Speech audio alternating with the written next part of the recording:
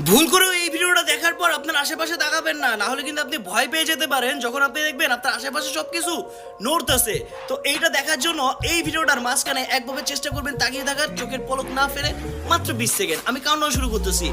1 2 3 4 5 6 7 8 9 10 11 12 13 14 15 16 17 18 19 20।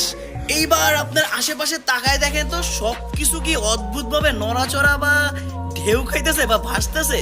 যদি আমার কথা সত্য দেখে তাহলে ভিডিওতে একটা লাইক আর আমাকে ফলো প্লাস সাবস্ক্রাইব, আর এই ভিডিওটা আপনাদের বন্ধুদের কাছে শেয়ার করতে তো ভুলবেনই না।